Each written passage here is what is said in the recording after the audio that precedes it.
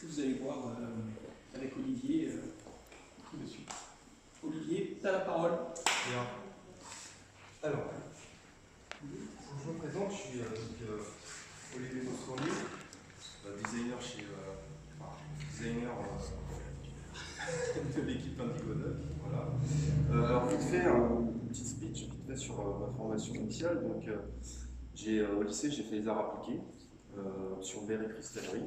Donc, beaucoup d'enseignements dans le dessin, et souffleur et tailleur de cristal. Ça c'est plutôt chouette.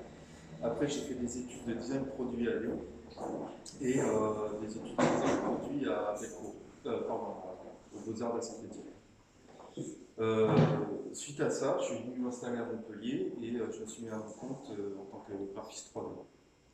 Et donc, en tant que graphiste 3D, je me suis associé à Camille Frisch, que voici, voilà, pour créer configurateur visuel en 3D notamment. Voilà. Voilà, donc moi c'est Camille Frisch. Donc moi je ne suis pas du tout designer, je suis développeur de profession. Et donc j'ai commencé configurateur visuel à peu près quand je me suis installé à Montpellier il y a une dizaine d'années. J'avais déjà une petite, pour faire le background, une petite expérience d'entrepreneuriat tout à fait différente dans le solaire, en expatriation. Donc j'avais déjà le goût de la création d'entreprise.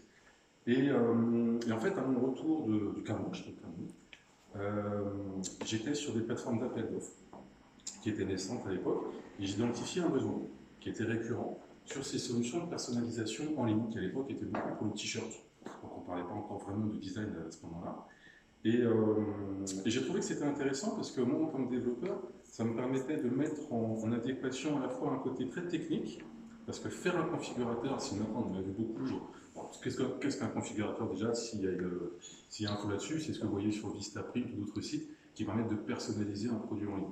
Donc l'application de base qu'on a tous, à mon avis, déjà plus ou moins vu, personnaliser une carte de visite, personnaliser un t-shirt, etc. Donc à l'époque, il y a une dizaine d'années, c'est des choses encore assez nouvelles. Et ce qui m'intéressait moi en tant que dans mon travail, c'était la cohabitation finalement d'outils très techniques, comme je le disais, avec une application très graphique qui se devait être très simple. Donc il y avait un vrai travail d'ergonomie et de mise en place qui était très satisfaisant en termes de développement. Donc ça, c'est le début de configurateur visuel 2D.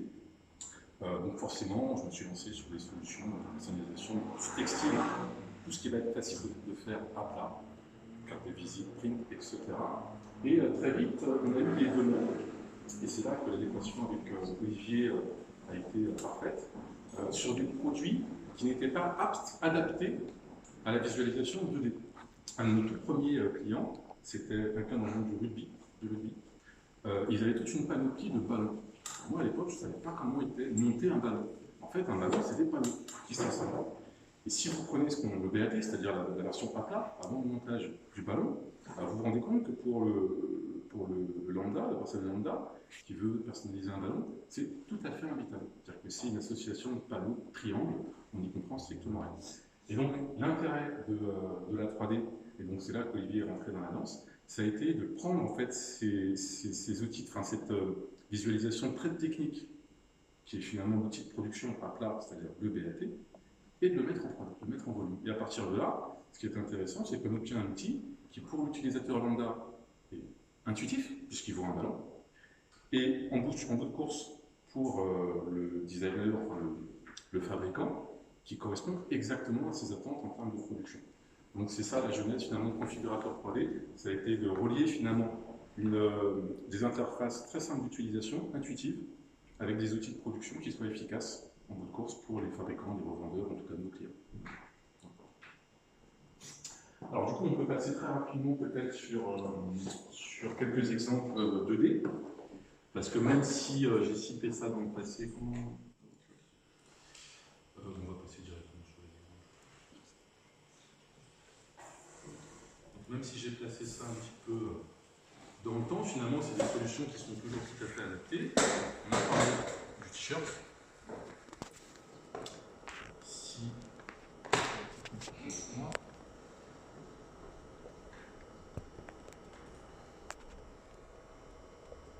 L'application vraiment iconique de la société, ça a longtemps été celle-ci.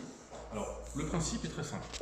L'utilisateur, ça va être mon utilisateur, mon client, c'est quelqu'un qui a un site internet et qui souhaite proposer de la personnalisation, quel que soit le produit. Donc on peut, je suis avec le même module, puisque ce que je commercialise, ce sont des modules, donc c'est une application, c'est un logiciel en fait. Dans ce logiciel, on va pouvoir charger des photos, donc les photos des produits, tout simplement. Et sur une photo de produit, dans la partie back-office, donc dans le back-office du site, hein, dans l'administration du site, on va pouvoir définir des encarts de personnalisation et définir en fait qu'est-ce qu'on veut proposer à notre client en termes de personnalisation. Alors, très généralement, on va avoir la couleur. On peut changer les couleurs. On va pouvoir définir des encarts qui vont permettre de classer différents visuels. Soit des visuels que je propose parce que j'ai une banque de données, soit des visuels que le client va pouvoir apporter lui-même, donc uploader ses photos, etc. Donc ça peut s'appliquer à tout type de produits et particulièrement ceux qui marchent bien à plat. Et on va essayer de trouver une autre démo, un peu plus originale. Par exemple, ici, voilà un vinyle. C'est plat. Une photo, c'est très facile à faire. Et on peut venir s'amuser après à personnaliser comme ça.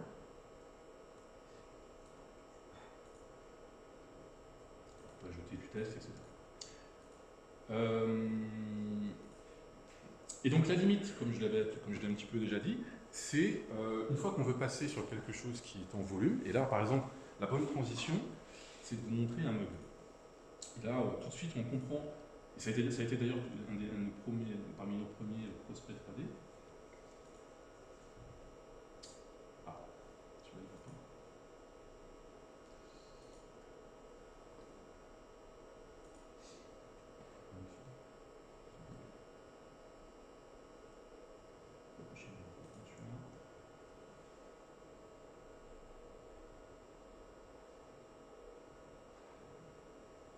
Alors, j'ai pas d'exemple 3D, j'avais des exemples 3D aussi en mode, mais j'ai pas d'exemple 3D en voiture, mais peu importe. Ici, on se rend compte que même si on a quatre côtés, on va avoir des surfaces arrondies. Et que par exemple, si on veut pouvoir mettre une photo qui va passer sur le toit de la voiture, en 2D, forcément, on va être limité. D'où l'intérêt de la 3D. Et on propose donc, alors je ne vais pas passer sur toutes les démos 2D parce qu'il y en a beaucoup, on pourra revenir peut-être dessus à la fin, mais je pense que le cœur de ce qui va être percutant pour vous, c'est plutôt la 3D. Et bon, on avance un petit peu vite, mais je vais passer directement sur la sneaker.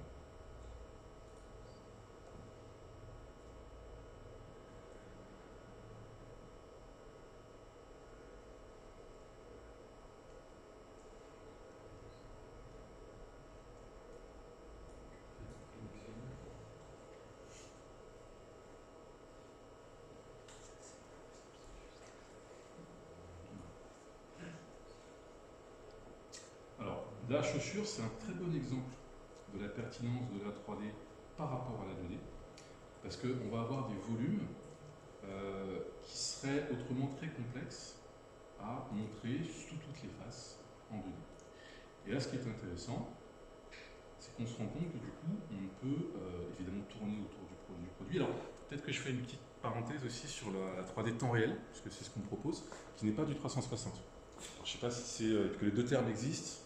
Alors, si je suis trop technique, vous m'arrêtez, s'il vous plaît. Mais le 360, on voit par exemple sur beaucoup de sites où on peut faire tourner sur un axe le produit, c'est de la photo. Donc, on prend un studio photo, je pense qu'il n'y a pas beaucoup de gens ici qui savent ce que c'est qu'une boîte à photos. On fait des photos une par une, et finalement après on fait une animation, c'est comme un carton. Alors ça c'est très bien, c'est très beau, on peut utiliser de la photo, donc on va avoir un très beau rendu au niveau des produits. Par contre si on veut faire de la personnalisation là-dessus, changer les couleurs, ajouter un accessoire ou quoi que ce soit d'autre, il faut refaire toutes les photos, ou assembler les photos, c'est l'enfer. Donc ça c'est l'intérêt de la 3D temps réel, puisqu'on part d'une modélisation, on a le champ absolument libre pour faire tout ce qu'on veut, quel que soit l'angle de vue, et d'ajouter toute couleur, personnalisation, texture possible et imaginable. Donc en fait, le souci, je vais revenir un peu sur le 360 pour rentrer un peu plus dans les détails, c'est que pour faire du 360 degrés, on va avoir besoin d'un minimum de à peu près 36 images qui vont se décaler de 10 degrés à chaque fois. Donc on va utiliser un système de mock-up. Donc si par exemple on est sur la basket qui va être en 360, on va être sur un seul axe de rotation, l'axe Z, enfin l'axe vertical. Donc on va, techniquement comme il disait, on va avoir un plateau photo qui va se décaler de 10 degrés pour faire 36 prises de vue. Et après, le graphiste derrière va devoir faire des mock-ups pour chaque angle de vue et chaque zone à personnaliser. Donc admettons sur la partie qui est coloriée en jaune, il va falloir faire, sous Photoshop ou autre logiciel de retouche, faire 36 calques à chaque fois. Vous voyez, donc ça risque d'être long. Parce que le souci, c'est que là, on va être sur une seule zone, le côté gauche. Hop, voilà. On dirait la météo. Donc on va être sur le côté gauche. Mais quand on va passer ensuite à afficher le côté droit selon l'angle de vue, il faudra faire ensuite 2 calques. Donc 36 x 2, ça fait 72. Et à chaque fois, sur chaque zone, parce qu'ici on n'est que sur une seule zone de colorisation pour l'exemple, mais si le client a besoin de coloriser 4 zones, et ben 72 x 4, ça fait 288. Donc ça fait énormément de calques. Voyez, donc c'est vraiment le problème du 360. Donc pour pallier à ça, on a effectivement des objets qui vont être personnalisables en 3D. Ce sera beaucoup plus adapté à une version 360 de l'objet. Donc c'est pour ça qu'on fait des modélisations 3D. Alors, ensuite, on est reparti de zéro en fait. C'est-à-dire que quand on a commencé à faire ce configurateur visuel en version 3D, ben, on avait déjà une base en 2D, c'est-à-dire de personnalisation, donc pareil des systèmes de mock-up, mais sur des bases plates. Donc par exemple, vous prenez une carte de visite, vous connaissez tous Vistaprint, je pense, c'est très simple, c'est un système un peu de mock-up, de base d'image, etc. On peut changer des couleurs de certaines zones d'une image, on peut, bon voilà, tout ça c'est relativement simple parce qu'on va être sur un seul axe de vue qui va être de face. Donc ça, à changer, c'est pas énormément compliqué. Pour mettre ça en 3D, ça va être tout autre. Donc il a fallu qu'on choisisse un moteur de rendu, qu'on choisisse la technologie en fait. Donc on s'est associé avec un développeur en Hollande, Fabrice Closier, qu'on salue d'ailleurs, qui est juste un pur génie, un gars qui a commencé dans les débuts des années 80-90, à l'aube de la 3D, l'émergence de la 3D, qui est un développeur formidable, qui a développé un logiciel d'édition, on y reviendra plus tard, un logiciel d'édition 3D maison pour nous, qu'on utilise pour justement exploiter les 3D qu'on aura fait, les modélisations qu'on aura fait. Donc on est réellement parti de zéro. Mais pour la version 3D, les configurations, les personnalisations qu'on a à faire en 3D, on avait besoin de garder aussi les fonctions de personnalisation qu'on avait en 2D. Donc, c'est-à-dire des zones de colorisation, des uploads d'images, des changements de couleurs sur certaines images, sur certaines zones, des banques d'images déjà installées par le client, etc., etc. Donc c'était transvaser en fait les fonctionnalités 2D qu'on avait dans nos configurateurs en 3D. Et pour ça, donc, on est reparti complètement de zéro. Donc, un choix de moteur de rendu. Ensuite, c'est la fleur descend en fait. Alors, voilà. Ouais. Et encore. Ouais. Voilà. Donc, on a dû ensuite. On ne savait pas où on était en fait. On s'est dit, bon, très bien, on a des 3D. On a commencé avec des objets simples, donc par exemple des ballons, des mugs, des choses comme ça. Et on s'est dit, qu'est-ce qu'on peut en faire? Il faut avoir une 3D, c'est très bien, mais qu'est-ce qu'on peut en faire? Il faut avoir la possibilité d'exploiter cette 3D. Parce que vous avez la 3D web existe depuis quoi? 2012? Ça fait très longtemps, parce que justement Fabrice il a créé des moteurs, à l'époque c'était en Flash, pour ceux qui l'ont connu, dès les années 2000, donc ça remonte à très longtemps. Alors déjà il y a la problématique de Flash, je vais faire une petite parenthèse là-dessus, qui a périclité il y a maintenant 7-8 ans je pense. Il a fallu aussi, parce que nous on avait commencé en Flash, donc il a fallu réécrire les outils en HTML5 pour qu'ils soient compatibles sur tous nos éditeurs, etc. Donc il y a eu un petit peu deux étapes, il y a eu deux temps. Le premier développé en Flash, le suivant HTML5. Et la transition, elle s'est faite à partir de 2013-2014, je crois, sur HTML. Nous, on avait des solutions déjà abouties en 3D en 2012, ce qui était en fait très précurseur, parce que finalement, on en voyait très peu à l'époque de 3D sur le web. Et on a été en fait très tôt sur le marché. Et ce qui a été aussi intéressant, c'est que du coup, on a eu quand même une petite fonction sur les salons, etc., d'évangélisation, entre guillemets, en tout cas beaucoup de formations sur la compréhension de ce que c'est la 3D, de comment ça marche et de ce que ça apporte. Donc on a beaucoup fait ça pendant de longues années, et maintenant le marché est assez mûr. C'est-à-dire que les gens nous appellent en sachant déjà qu'ils veulent un configurateur 3D et ils savent pourquoi ils le veulent, ce qui n'était pas le cas encore il y a quelques années. Alors, le marché est mûr, oui et non, parce que parfois on a des gens qui nous disent mais nous on a déjà des 3D. Très bien. Et on reçoit des 3D qui sont excessivement lourdes. Donc comme je le disais, en fait, c'est que avoir des 3D c'est très bien, c'est juste des faces qui sont associées, qui s'assemblent pour former des formes tout simplement, mais il faut qu'elles soient exploitables. Donc c'est pour ça que nous, on est arrivé à un constat, on a fait une analyse, il nous faut des modélisations qui soient relativement légères. Pourquoi? Premièrement, pour le temps de chargement sur une page web. Parce que nos modules s'utilisent sans aucun plugin et logiciel à télécharger. Donc ça nous avantage. En 2D et en 3D, c'est pareil. Donc vous avez un lien, une page web, on va sur la page web et tout le module de personnalisation se charge, que ce soit en 2D ou en 3D. Et en 3D, donc, on a un poids qui va être plus conséquent que sur une version 2D, parce que sur une version 2D, c'est soit du vectoriel, ou du bitmap, donc une image, et ça a un poids qui n'est pas vraiment conséquent. Par contre, sur une 3D, on va avoir des modélisations, et là, c'est là où on va intervenir, et c'est là qu'on a fait ce constat. Il faut qu'on ait des versions, à l'esthétique, à la forme assez précise, mais en ayant un nombre de faces relativement limité quand même.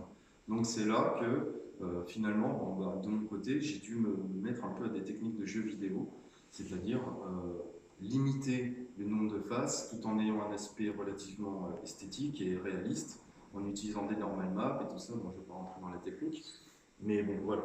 Donc, on a été limité sur le nombre de faces.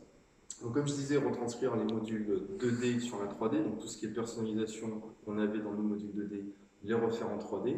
Et pour ça, on a utilisé le logiciel Maison, qui est un éditeur de configurateurs directement intégré dans le logiciel, pour pouvoir éditer des zones de personnalisation. Donc, par exemple, sur les ballons de rugby, il y avait des pans du ballon où on pouvait entièrement coloriser le pan du ballon, et d'autres où c'était limité, on n'avait pas colorisé ce pan, mais on avait un cadre de téléchargement d'images ou d'ajout de texte, etc., etc.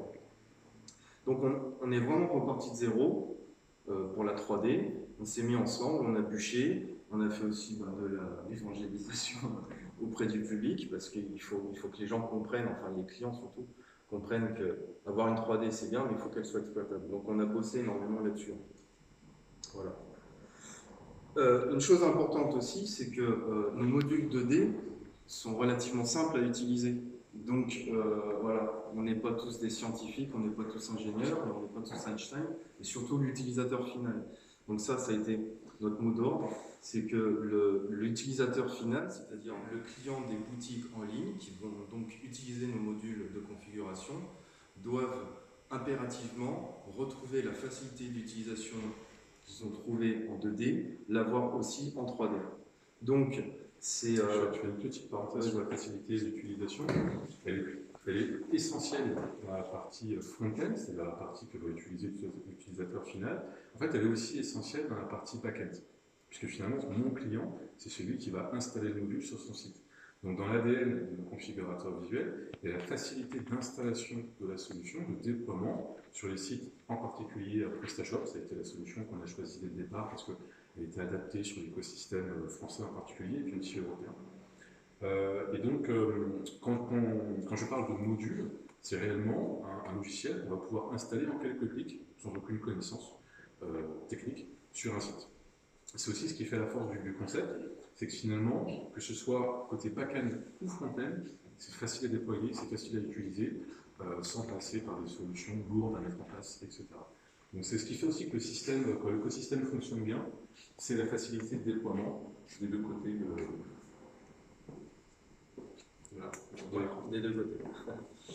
Donc, justement, voilà un peu une sorte de contre-exemple, c'est-à-dire qu'on était contre les usines à gaz. Ici, vous avez l'interface d'un logiciel 3D, donc d'édition 3D. Si notre client veut configurer ne serait-ce qu'un mug, vous voyez, et qu'il a affaire à ça pour valider son achat et pour configurer son mug, voilà. On n'est pas non plus distributeur d'aspirine, donc je vais peut-être un marché, mais non. c'est pas notre credo. Donc justement, on va éviter d'avoir ce genre d'interface qui est extrêmement complète et extrêmement fournie, mais justement trop fournie. Donc on va réduire l'interface en fait strictement à la personnalisation. Donc les zones sont prédéfinies directement avec notre client direct, c'est-à-dire le fabricant ou le vendeur d'objets à personnaliser et l'utilisateur final, donc le client qui va acheter un coussin, un mug, quoi que ce soit, une casquette par exemple, ou une paire de baskets, lui n'a affaire qu'à ce genre d'interface, c'est-à-dire l'interface de personnalisation en 3D. Donc ici par exemple, les zones ont été prédéfinies, donc la chemise, on a le corps de chemise qui va pouvoir être personnalisé au niveau des couleurs, des textures, des rayures, des motifs, enfin voilà, ce genre de choses. Les poignets, les cols, etc. Enfin voilà. Et tout ça, en fait, c'est prédéfini par le fabricant de chemise qui dit, moi, voilà, tout ce que j'ai à personnaliser, c'est ça. J'ai pas d'ajout de logo à mettre, j'ai pas de broderie à changer, ou ce genre de choses. Tout ça, c'est défini entre le vendeur et nous-mêmes. Et l'utilisateur final, lui, n'aura à faire que ça. Donc, je pense que c'est un petit peu parlant entre une interface un petit peu compliquée, on va dire comme ça. Bon, moi, ça me parle. Et ça, je pense qu'on est un peu gagnant. Enfin, l'utilisateur final, surtout, je pense, sera gagnant. Voilà, tout simplement. Donc, le sel de notre métier, c'est de faire des choses compliquées très simplement. Et quand on y arrive. Donc, en fait, concrètement, voilà à quoi ça va nous mener. Ici, donc, on a sur la gauche les panneaux de personnalisation de la basket. Ici, on a fait une basket qui est extrêmement configurable sur beaucoup d'aspects. Donc, par exemple, je vais cliquer sur les lacets et je vais changer leur couleur. Je vais cliquer sur l'embout. Alors, non, on va cliquer sur l'embout.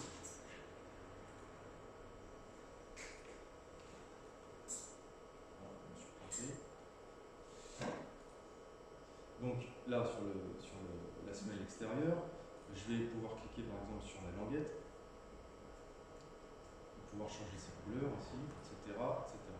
Donc on va pouvoir en fait ici, même par exemple, alors soit on est sur du cliquable, donc c'est-à-dire sous la souris, on va cliquer à des zones, sur des zones qui vont aller directement focaliser dessus pour voir, comment dire, la personnaliser.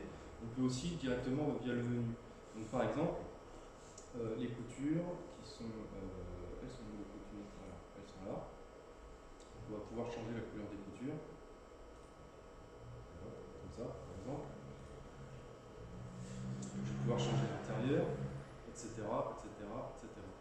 Pour revenir ici, pour montrer un peu donc, ce qu'on avait en 2D, en fait, on l'a aussi en 3D. Donc, par exemple, ici, je vais pouvoir changer. Donc, je vais ajouter une image et je vais changer la texture de la basket. Donc, mon bureau, voilà. Donc là, en fait, je me comporte réellement comme un utilisateur final. Et je vais mettre du gris noir. Pardonnez la connexion. Voilà. Donc ici, maintenant, on a changé carrément la nature du tissu de la basket. On peut aussi mettre une image. C'est un peu ce qu'on avait aussi dans la version 2D, mais vraiment retranscrite en 3D. Donc là, j'ai un visuel, j'ai donc un logo que je vais pouvoir déplacer ici, et je vais aussi pouvoir éditer. Donc, par exemple, je vais réduire sa taille de moitié, le placer où je veux. Et on a aussi alors ça c'est quelque chose qui était assez important dans nos modules, on a un détecteur de qualité d'image. Parce que l'utilisateur final, ça peut être aussi la boulangère de Saint-Ernestine de Limbois, vous voyez, ce genre de choses. Donc, quand on va lui parler bitmap et de résolution, de définition avec les PPI, etc., c'est ce genre de choses que les gens ne comprennent pas, ils ne savent pas ce que c'est. Donc, du coup, on a un détecteur de qualité d'image. Et ici, là, donc, le logo que j'ai téléchargé, il nous met que la qualité est idéale. Si j'ai pris une image qui est trop petite et donc qui va être pixelisée, par exemple, sa taille réelle est de 4 cm par 4 cm, 36 pixels par pouce, il va nous détecter automatiquement que la qualité d'image n'est pas bonne. Et donc, ça aura un réel impact sur les impressions plus tard. Parce que si je dois imprimer cette basket et que mon client a validé son image sans détection de qualité d'image, et qui se dit ah bah l'image de mon logo et tout, elle est idéale, elle est super, elle est bien placée, et puis quand il va recevoir sa basket, il va voir tous les pixels de son image, parce qu'il n'y avait pas de détecteur de qualité d'image.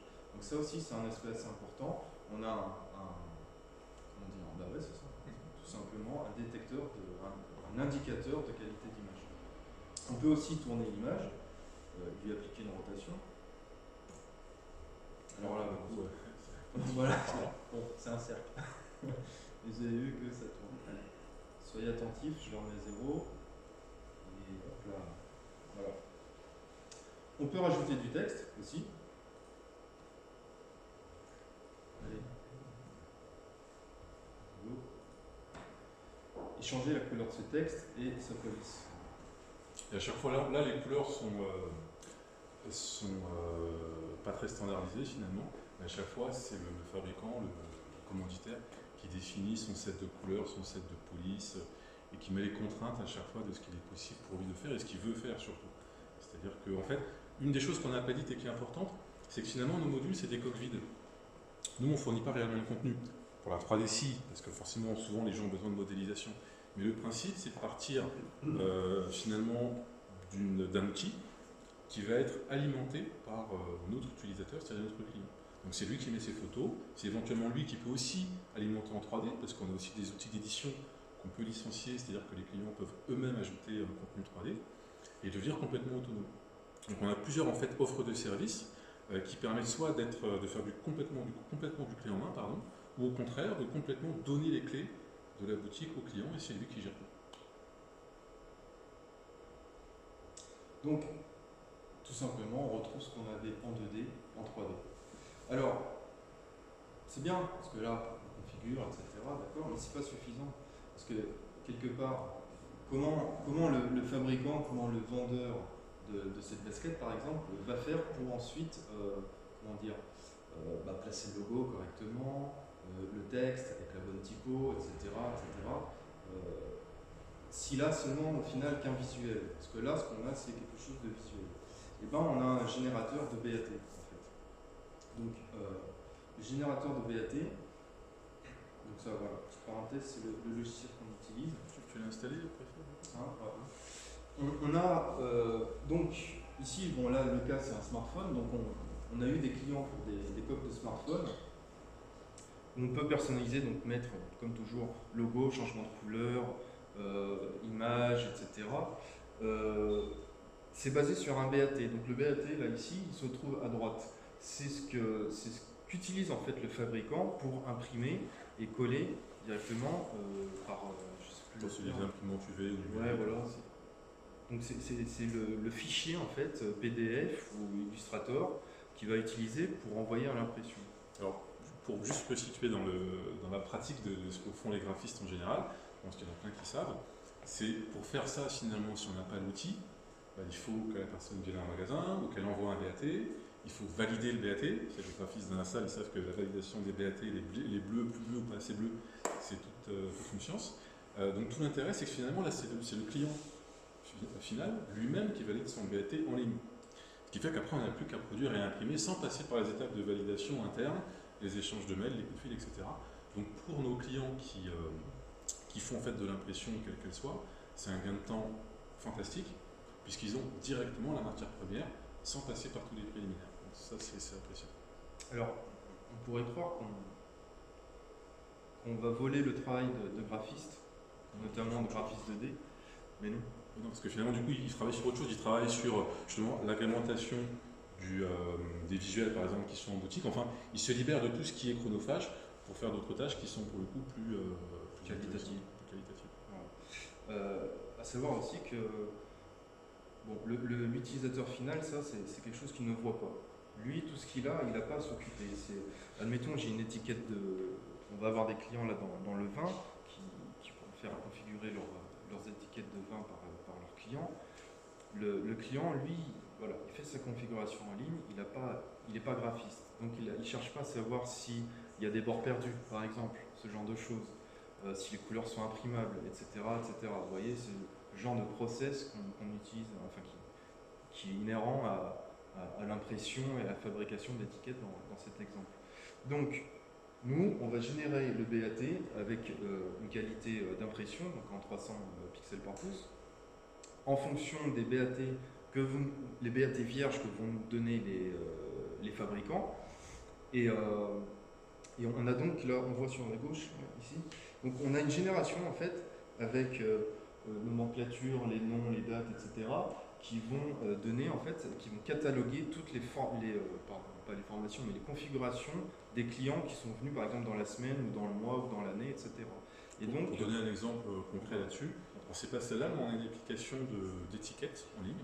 Donc c'est un site qui permet de personnaliser des étiquettes.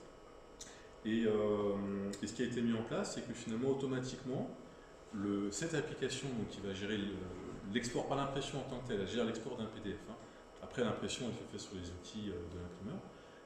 En fait, ça va automatiquement générer du PDF au fil de la journée. Donc les commandes arrivent sur le site, elles passent dans cette application, et l'application va automatiquement les exporter dans un dossier lambda sur le poste de l'imprimeur, qui peut automatiquement du coup lancer les impressions. Donc cette cliente en particulier, le matin, elle appuie sur un bouton, elle lance son logiciel, le soir elle rentre, et là c'est un tas d'étiquettes qui sont déjà prêtes. Donc c'est des vraies applications en fait, de production, c'est-à-dire que une des sèves finalement du projet configurateur visuel, c'est pas seulement de faire de belles interfaces, c'est de faire des choses qui soient réellement productives et qui répondent à des vrais besoins métiers. Donc c'est pour ça qu'on parle beaucoup d'impression, c'est pour ça qu'on parle beaucoup de résolution de fichiers. On prend vraiment en compte les contraintes finalement métiers qui vont dépendre à chaque fois. Là on parle beaucoup de print, mais si on revient sur des choses plus dans l'art du design, on va aussi avoir des contraintes qui sont différentes et on saura aussi s'y adapter parce que finalement on a des outils qui sont pensés pour. Au final, en fait, l'utilisateur, le client de la boutique en ligne devient plus ou moins graphiste. En quelque sorte. En quelque sorte. J'ai juste une question par rapport à la précision de la couleur. Il y a toujours un écart entre ce qui sort. En fait, à l'écran de l'utilisateur, à moins que son écran soit calibré, de toute façon, il y aura forcément un écart. Donc nous, ce qu'on peut faire, c'est on rentre en entrée dans le système, on va rentrer les codes couleurs qui correspondent, qu'on nous transmet, et ces codes couleurs seront exactement les mêmes en sortie au niveau de l'application. Donc vous avez une continuité dans la chaîne de couleurs. Ce qui se passe entre les deux, sur l'écran du téléphone, sur l'écran de la personne, malheureusement on ne peut pas le contrôler parce que moins que son écran soit calibré, le problème est insoluble. C'est l'éternel problème. Mais après, comme disait Camille, le fabricant, par exemple, si on reste sur un nombre limité de couleurs, dans cette version par exemple de la coque, j'ai 12 couleurs, il va nous donner les données hexadécimales. Donc après, si le client, l'utilisateur final a un écran qui est très mauvaise qualité, qui n'est pas calibré, etc., ça finalement c'est la faute à pas de chance, j'ai envie de dire, mais personne n'est responsable de ça en fait. Et c'est un peu compliqué de faire calibrer tout le monde, les ordinateurs, c'est impossible. Même les imprimeurs ont du mal à... donc au moins on a les données hexadécimales. Donc c'est pas un jaune poussin qui est interprété par la vision de quelqu'un qui est plus ou moins daltonien, quoi que ce soit. C'est une donnée hexadécimale qui est donnée par le fabricant et qui est envoyée, la même qui est envoyée à l'impression. Donc du coup... D'où là-dessus on est bête et méchant. On prend ce qu'on nous donne et on rend ce qu'on nous a donné. Voilà, comme ça il n'y a pas de problème. Enfin, normal. Voilà. Quoi d'autre? On peut passer sur un petit peu la démo de ta table. Ouais. C'est chouette. Alors,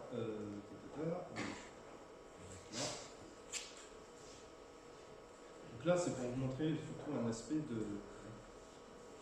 On est décalé sur le projet, c'est lui qu'il faut bouger ou comment ça marche?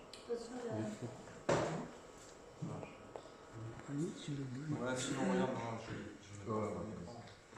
Parce qu'on a beaucoup parlé d'impression, c'est vrai qu'on a beaucoup de projets où l'impression prend une part importante, mais il y en a beaucoup en fait ou pas du tout, qui peuvent être radicalement différents. Je pense à un client qui nous a contacté parce qu'il fait des tapis. Il fait des tapis en peau de vache, il s'appelle peau de vache, pour aller voir peaudevache.com. Et lui, sa problématique, c'est qu'il a plein de différents types de peaux, il a plein de différents types de formes de tapis, des ronds, des carrés, et plein de tailles. Donc il avait un site sans configurateur, où finalement on pouvait choisir 50 tailles différentes. Pour chaque taille, rond, carré, dans chacune de ces formes, des bandes, des triangles, des tombants. C'était imbitable. Une usine à gaz absolument incroyable.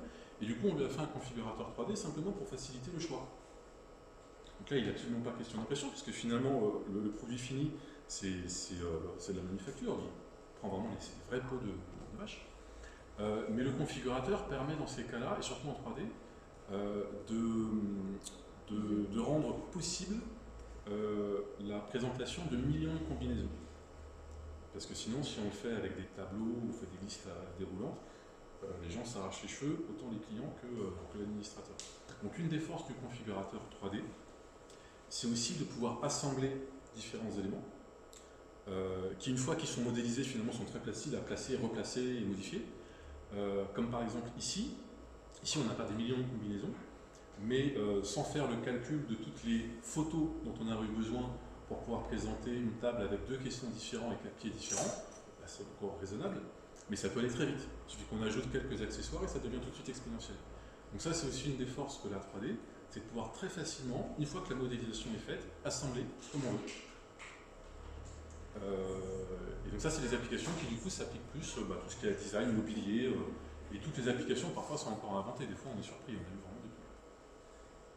Donc là, dans ce cas-là, surtout ce qui est intéressant à montrer, c'est le swap, on appelle ça, donc c'est l'échange d'objets entre eux. Donc on va être sur une table basse qui va être configurable au niveau de ses pieds et de son plateau, de son coffrage. Donc on a l'exemple ici, où on va pouvoir choisir différents types de piétements, de formes différentes, de textures différentes, de matériaux différents, et aussi au niveau du coffrage. Donc en fait, après, on va se permettre d'avoir des combinaisons absolument folles, tout simplement. Vous voyez ici par exemple, on a l'ouverture sur le côté, ou alors l'ouverture de face. On peut combiner avec d'autres pieds pour avoir un objet qui en final va avoir une identité propre et complètement différente, mais toujours sur la même base. Donc deux plateaux différents, 4 pieds différents et des textures, des boiseries, enfin des essences, des bois, des matériaux, des métaux, des laccages totalement différents. Donc c'est pas non plus. C'est aussi un outil de visualisation, mais aussi de configuration. Donc, on a des boutiques qui font ça, par exemple comme Fly, qui faisait ça sur leur chaise, où on avait une chaise avec une assise plus ou moins. Je ne m'en rappelle plus trop, mais il y avait une assise qui avait 2 déclinaisons et qui avait 5 cycles différents. Et on pouvait changer la couleur, etc. Donc là, on est sur les mêmes bases. Pour obtenir ça,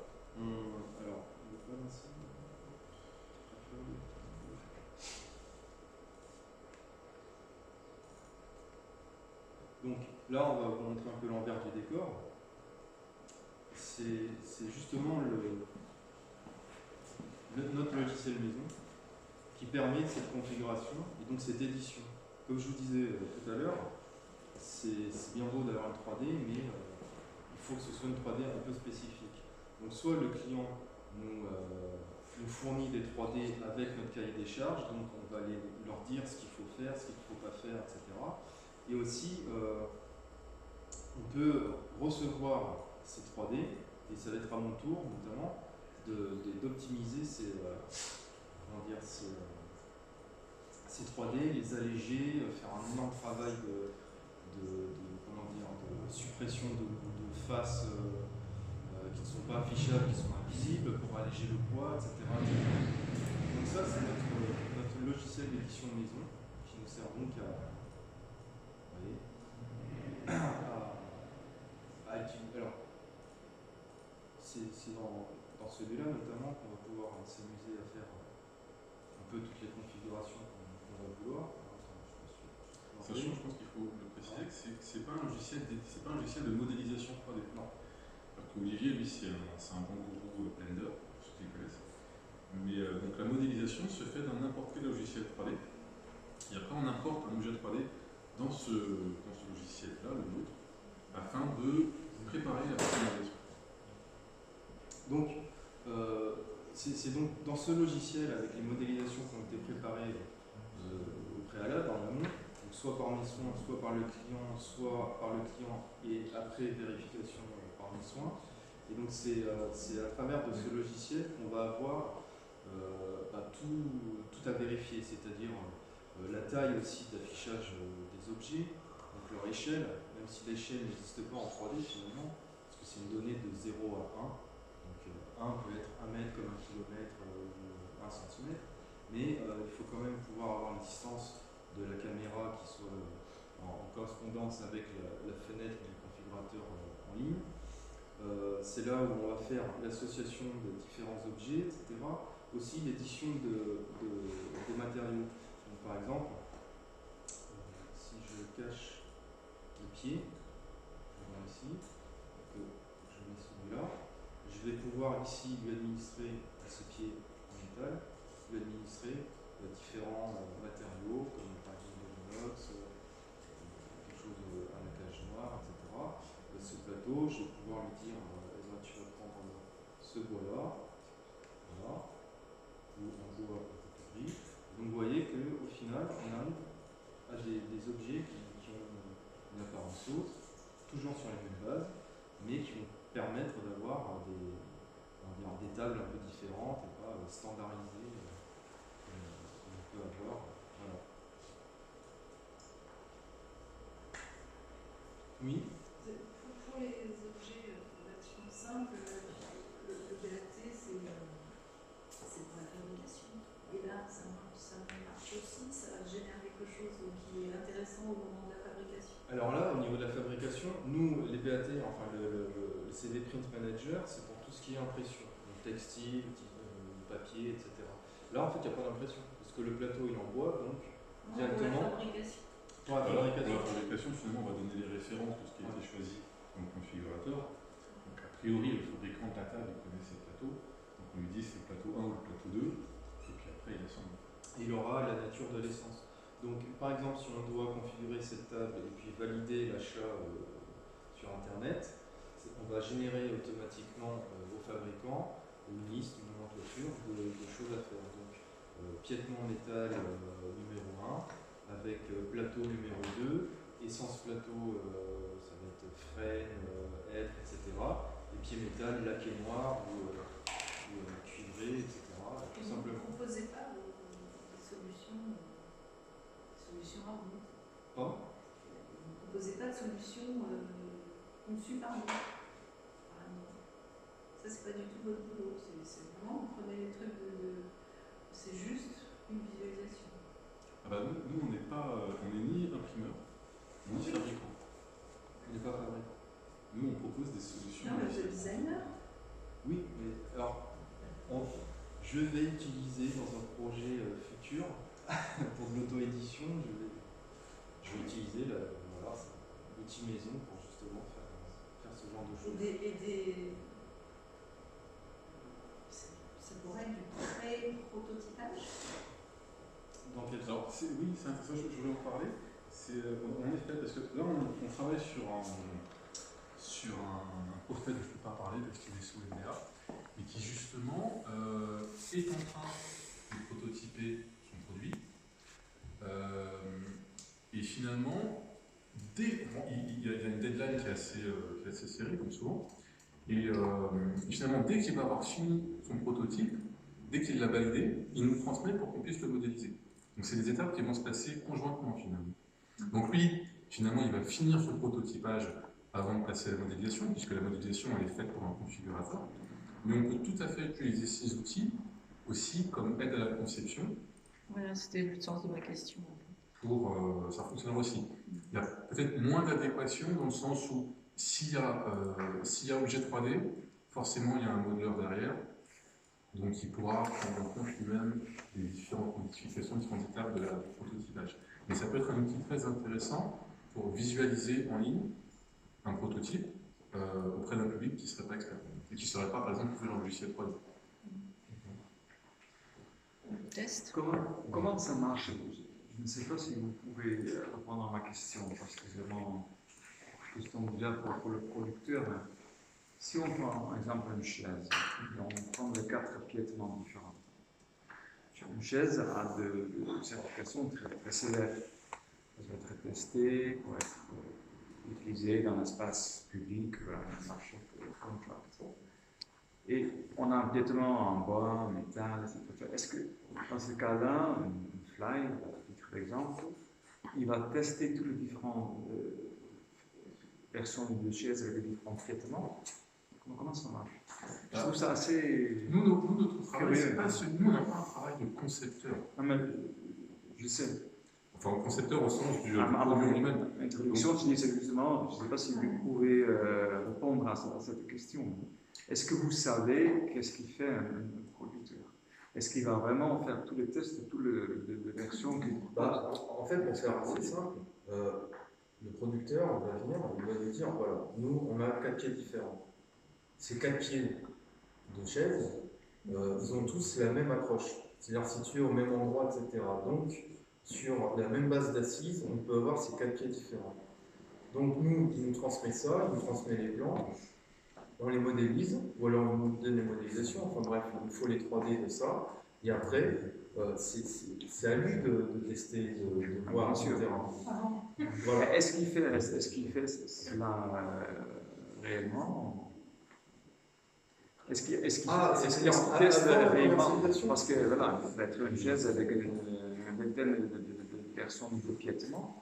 Et je ne crois pas qu'il va faire une vingtaine de fois de tests de certification de chaises. Ça va lui coûter 50 000 euros Après, ça dépend que le test. Alors en fait, Ma question, c'est un outil 3D de visualisation, et ce qu'il y a de bien, c'est que le client peut nous dire voilà, nous on va fabriquer ces piétements, ils ne sont pas fabriqués, on va les fabriquer. On va avoir une assise ou 2 assises différentes qui vont aller sur ces piétements. Mais on n'a pas envie de claquer beaucoup d'argent à faire le prototype enfin, de chaque pièce. Donc on voudrait voir visuellement et en 3D, pas seulement en rendu 3D ou en dessin, on aimerait voir le mariage de tel pied avec telle assise, etc., ce que ça va donner. Du coup, sans qu'on soit une solution d'achat et de vente en ligne, vous voyez, on peut l'utiliser en interne comme un outil de conception, en fait, de conception, de visualisation, pour voir les mariages entre ces différentes pièces de mobilier, etc. Sans qu'au final, il y ait forcément une finalité commerciale. À moins qu'à un moment donné, ils nous disent écoutez, tout va bien, on est content de nos pièces, tout se marie bien avec les coloris, on va utiliser ça pour le mettre sur le site en ligne de la vente, et les gens vont utiliser ce qu'on a utilisé nous pour la conception visuelle, etc. On va utiliser votre module, si vous voulez bien, pour la vente en ligne plus tard sur la boutique en ligne. En fait. Mais pour vous répondre, enfin, peut-être si je veux bien saisir le sens de votre question, on n'est pas un outil de CAD. Pardon ? On n'est pas un outil de CAD. Donc en effet, les tests de compatibilité entre les différentes pièces, si on parlait d'impression 3D, les tests de solidité, etc., c'est pas l'intérêt finalement. Non, ça j'ai bien compris, mais je ne peux pas, moi je suis designer, je ne peux pas comprendre comme un producteur ou un éditeur propose une chaise avec 10 piétements différents, parce que ça veut dire concrètement il va faire 10 fois la certification d'une chaise. C'est son boulot, en fait. Est-ce que vous discutez avec les producteurs sur cet argument ou pas? Mais nous, c'est pas dans ce sens-là qu'on travaille finalement. Nous, on reçoit la demande une fois qu'elle est remplie. En tant que designer, est-ce que vous allez dire au producteur qu'il a intérêt commercialement peut-être à trouver, à se baser sur la solution, pas plus, et à trouver vraiment une pertinence dans chaque solution. Donc ça c'est une étude marketing et design en amont qui va faire que, voilà, peut-être que s'il y a trop de solutions et des solutions trop disparates, peut-être que ça va fragiliser le produit et au final le client dira nous, dans notre conseil, c'est pas sérieux parce qu'il y a trop de possibilités. On va souvent limiter. C'est peut-être pas quelque chose de... Ça peut aussi Trop de choix, tout le choix. Voilà. Donc, plus souvent, en effet, on a ce rôle de conseil, de ne pas proposer 1 million de couleurs, de ne pas proposer 1 million de sensibilisations différentes, parce que même si pour nous, en tout cas pour moi, en tant que développeur, c'est intéressant d'avoir des solutions qui soient très complètes, pour l'utilisateur, au final, la pertinence, elle ne sera pas. Donc on essaye en général de cadrer, d'orienter vers des solutions qui soient plutôt plus simples, avec pas une pléthore de choix. Alors ce qu'on a pas dit aussi, c'est qu'on a deux typologies de clients. On a des gens, par exemple, sur le poste téléphone ou sur, je sais pas, un t-shirt qui ne vont pas passer beaucoup de temps. Alors qu'ils vont venir, l'acte d'achat, il va se passer peut-être en 10-15 minutes. Donc il faut que ça aille vite, il faut que ce soit simple.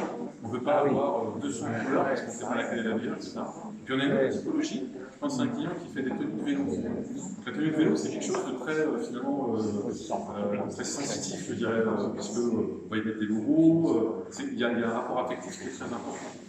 Souvent, ça va être des équipes, donc ça se fait à plusieurs, etc. Et là, dans cette typologie-là, de client, les gens ils peuvent passer 2 heures, voire plus, dans le configurateur. Et donc là, c'est intéressant de proposer beaucoup de choix. Oui, après, c'est deux types d'utilisation différents. des typologies dans lesquelles le style, en tant qu'application de couleurs, etc., a une force fondamentale, c'est quelque chose. Après, la table, effectivement, on peut se dire, ah, celui-là, il doit ne tenir que celui-là, et là, ça commence à faire ça, c'est des formes d'objets, en fait. C'est des formes d'objets. Mais après, sur ce que va proposer, sur les choix que propose notre client, lui, on lui laisse vraiment carte blanche. C'est la force de l'outil, finalement. Donc après, non, nous, même, on essaye de rester un petit peu en retrait par rapport à ce que veulent les clients. Moi, ce que je dis souvent quand on m'appelle, c'est expliquez-moi ce que... Parce que souvent, les gens vont dire, oui, j'ai vu votre configurateur, j'ai vu qu'on peut faire ça, est-ce que je peux faire ça, etc. Mais je dis, oubliez ce que vous avez vu, dites-moi ce que vous voulez faire. Et moi, je vous dirais, avec ce qu'on a déjà, avec ce qu'on peut faire en développement sur mesure, comment on pourra adapter la solution pour votre besoin. Mais moi, mon parti pris, c'est toujours de partir du besoin de l'utilisateur. Et pas de ce que peut faire le configurateur. Donc du coup, s'il a validé qu'il pouvait assembler 50 pieds ensemble, pas de problème. Mais en effet, ce ne sera pas mon métier de vérifier la compatibilité de son... Non, mais ça, c'est pas ma question. Ma question, c'est juste, est-ce que vous êtes en contact avec les producteurs et les éditeurs? Est-ce que vous discutez à ce sujet? Oui et non. Quand tu as des conseils, peut-être de tatouer certaines choses. Mais après, moi, en tant que développeur, après, c'est pas à moi d'expliquer au producteur ce qu'il peut faire ou ce qu'il ne peut pas faire. Parce que je pense que je vais l'expliquer clairement. Je vois une certaine non-compatibilité entre certaines typologies de produits, table, chaises, qui sont contracts, donc espace public, et votre logiciel, votre service. C'est quelque chose là qui va coincer à un certain moment. Et comme tu parlais de fly avant, là, je vois ta place. En général, on s'adresse quand même plutôt à des utilisations grand public. On s'intéresse plutôt en général à des utilisations grand public. C'est-à-dire que par exemple, un fabricant de meubles, il va avoir des piétements en effet, mais on n'a pas cette contrainte de validation de la possibilité de faire. Si le client nous contacte, c'est qu'il sait déjà qu'il a la possibilité de faire. C'est ça le principe.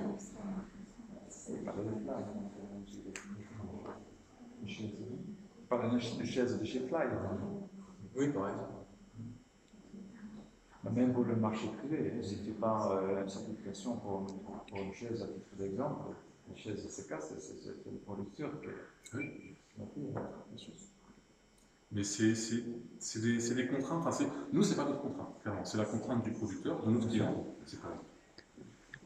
L'outil permettrait de configurer les ailerons de l'avion, mais ce n'est pas pour ça qu'on va vendre des avions avec des ailerons différents, parce que, voilà, enfin, je pense, pour résumer un petit peu ce que tu es en train de dire, c'est ça. On pourrait configurer aussi plein d'autres choses. On pourrait configurer des fusées, des avions, des motos, mais ce sera toujours au fabricant de nous dire qu'il faut 2 roues et qu'il ne faut pas qu'elles soient carrées. Parce que nous, on peut les faire carrées, mais ça ne c'est pas ma question. Vous m'avez dit en terrasse quand j'ai d'avion. Ma question, c'est plutôt...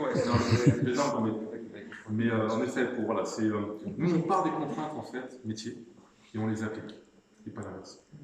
Voilà. Bah, peut-être pour conclure, bon, voilà. Il y a d'autres questions peut-être? Moi, je voudrais savoir, est-ce que vous modélisez des textures? Alors, Modéliser des textures. modéliser des textures. c'est Alors, une une bonne question. texture, par définition, c'est en 2D, donc c'est à plat, donc c'est X, Y. Et en Oui, enfin, est-ce 3D, que vous en créez plutôt? oui, oui, bah, après, c'est un coup de Photoshop. Donc, alors, après, j'ai envie de dire, pourquoi cette question?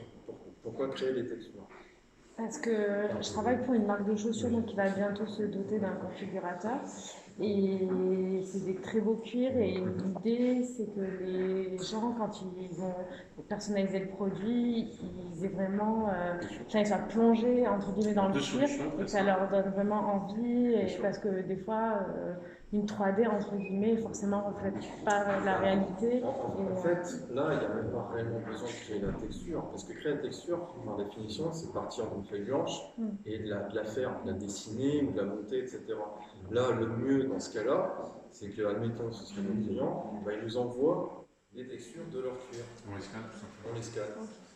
On les scanne pour que ce soit fidèle au cuir qu'ils ont acheté en Italie ou en Pologne. En fait, dans la création d'une texture, il y a deux choses techniques. La prise de jus, il faut qu'elle soit de qualité, donc la matière première. Et la deuxième, c'est de la rendre en 10 mètres en français avec la Sans raccord. répétable. Je ne sais pas si vous connaissez le terme. Si vous voulez savoir, Donc tout simplement, c'est un travail graphique en 2D, qui est de faire en sorte que si on colle notre petite pattern, notre petite bout de tissu numérique, et qu'on les met, qu'on les juxtapose, on ne voit pas de discontinuité.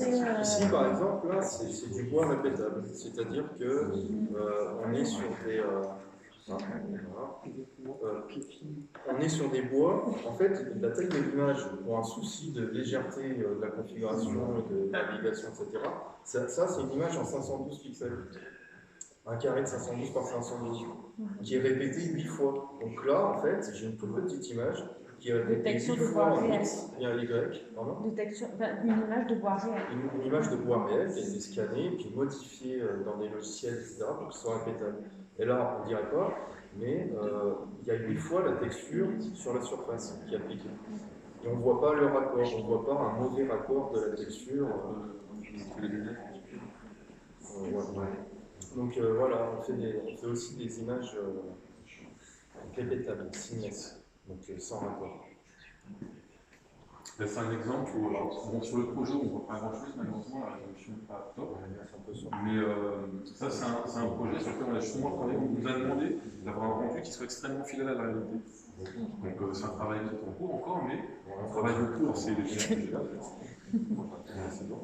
Mais donc on parle des plans, et on travaille justement sur la finesse finalement du brossé du métal. Et donc là, il y a c'est pour la personnaliser en décor. Là, c'est pour choisir les couleurs. Ça. Couleur des branches, couleur des embouts sont personnalisables, on peut les interchanger, changer les couleurs. Et après, au niveau des possibilités d'application de différentes textures, parce que du coup, sur la Converse, il y avait 4, 5, si je prends en compte les coutures, mais c'est possible d'en faire beaucoup plus en fait. Parce que sur des chaussures comme ça, par exemple, on imagine que les gens ils pourraient mettre chaque couleur différente sur chaque C'était grille. pas en 3D, mais en 2D. J'ai eu une cliente qui s'appelait Massandal, on l'a signé par arrêté, c'était longtemps, qui permettait de personnaliser la couleur de chaque branche. Oui, voilà, c'est c'est ce qu'on voudrait faire aussi. Chaque branche, etc. Donc ça, on peut le faire en 2D ou en 3D. Après, l'idée, c'est que... On est passé rapidement sur la 2D, parce que c'est vrai que pour le design, la 3D est plus pertinente. Et si je reviens ici sur la 2D, elle n'est pas du tout empirique, évidemment. Par exemple, ici, ce qu'on a vu sur la sneakers en 3D, on peut faire très similaire en 2D. Parce que des fois, aux yeux des gens, la 2D va être là, c'est plus parlant que la 3D. Parfois, c'est un choix. L'intérêt de la 3D, souvent, c'est quand même que le fait de pouvoir tourner autour du produit, ça permet de se l'approprier. Donc il y a un côté émotionnel, entre guillemets, qu'apporte la 3D, on va un petit peu moins avoir en 2D. Mais un autre intérêt de la 2D, c'est qu'on peut utiliser de la photo. Et soyons réalistes, la photo a quand même une qualité de rendu de fidélité qui sera quand même un petit peu au-dessus de la 3D. Ouais. Donc c'est vrai que c'est souvent un débat sur ce genre de produits un petit peu, où il y a la manufacture, les produits en cuir, les sacs, la maroquinerie, etc. La question se pose souvent dans le processus de choix entre 2D et 3D, entre la facilité d'utilisation qu'on va avoir en 3D qui permet, une fois qu'on a modélisé par exemple une paire de chaussures, on peut lui appliquer en quelques clics 250 000 couleurs, si on veut. Ça ne sert à rien, mais pour... Tandis qu'en 2D, pour le faire proprement, si c'est des textures notamment, ben, il faut scanner les textures, il faut les faire seamless, etc. Donc, entre les deux, il y a des avantages et des inconvénients qui se décident souvent en cas par cas et en fonction des impératifs marketing en général, qui sont derrière la marque. Ça influe aussi peut-être sur le chargement des pages, du Oui, configurateur. non, parce que finalement... Nike a un configurateur qui est une grosse machine, et moi quand je vais sur leur site, même avec une bonne connexion, ça met du temps. Il y a longtemps que je ne suis pas allé sur Nike, en effet, que je n'ai pas testé, mais c'est le nerf de la guerre en 3D comme en 2D, c'est d'optimiser pour que ce soit le chargement sur le plus rapide. Alors, en 3D, on peut avoir quelque chose de photoréaliste, mais sur du style image, c'est-à-dire l'image fixe. On va utiliser des moteurs de rendu très sophistiqués comme V-Ray, Corona et compagnie, mais en temps réel, c'est le balbutiement, on est vraiment au tout début. Alors on a Unreal Engine qui fait ça aujourd'hui, qui fait du rendu photoréaliste en temps réel, on peut naviguer, etc. Par contre, c'est le même problème que Nike, il faut une énorme connexion et une énorme configuration. Donc, c'est pas sans plugin et tout. Il faut un plugin, donc la petite dame qui veut s'acheter un truc pour faire le maillot, ça marche juste pas. Ah, voilà. Est-ce que vous avez des demandes dans le domaine de la finition des espaces papier mural? Alors moi j'ai beaucoup travaillé sur le stipplant.